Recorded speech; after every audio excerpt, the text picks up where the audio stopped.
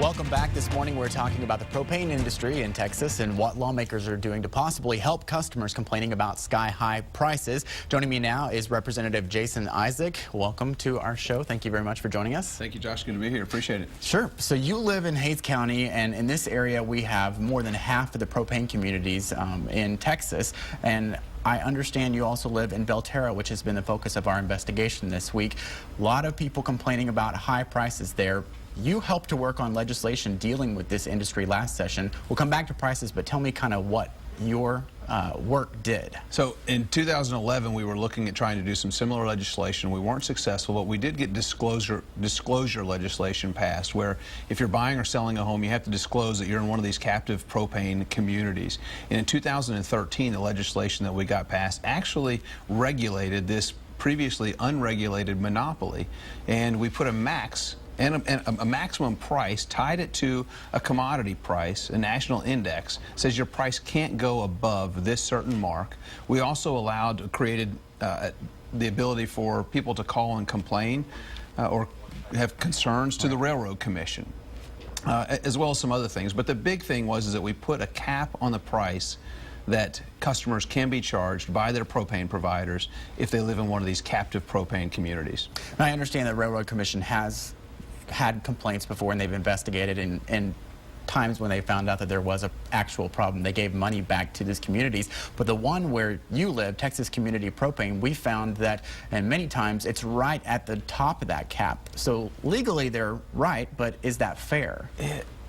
Correct, and you just don't have a free market situation here, and you're right, they are right up against that cap, where you have the average, as we saw from a story earlier this week, that a lot of providers are well below that, sometimes 20% below that cap that Texas Community Propane is charging. And so do we need to come back and look next legislative session about what can we do to possibly reduce that maximum?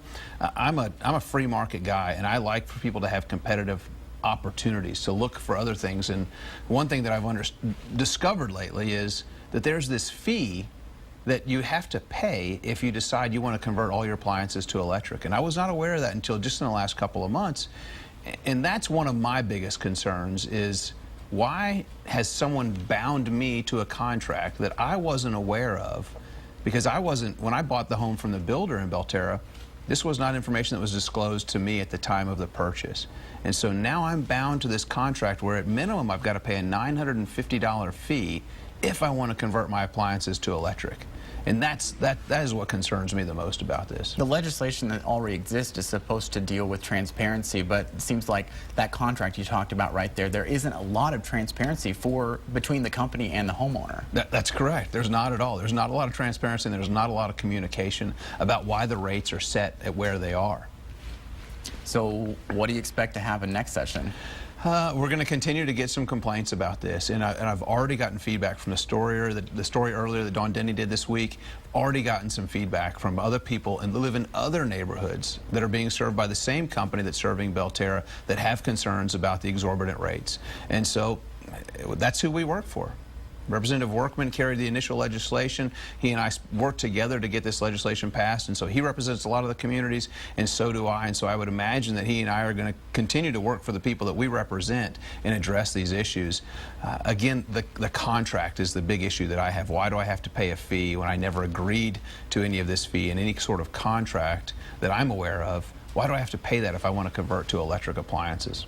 What about the people that aren't on propane? Why should they care about this?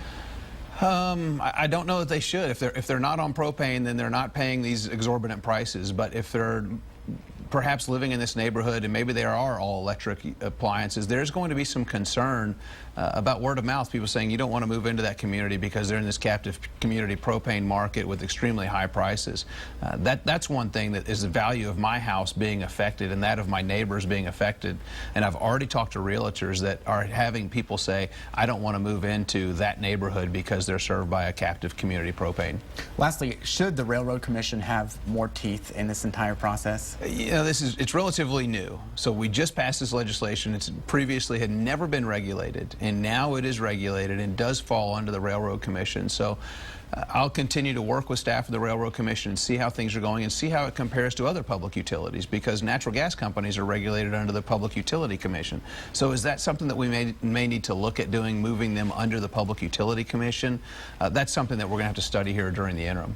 All right, well, work in progress. Thank you very much for being with us, and thank you for taking part in our investigation as well. Thank you very much, Josh. Appreciate it. Great to be here. And don't forget, watching State of Texas in depth every Sunday morning at 8:30. Meet the Press starts in just a few minutes.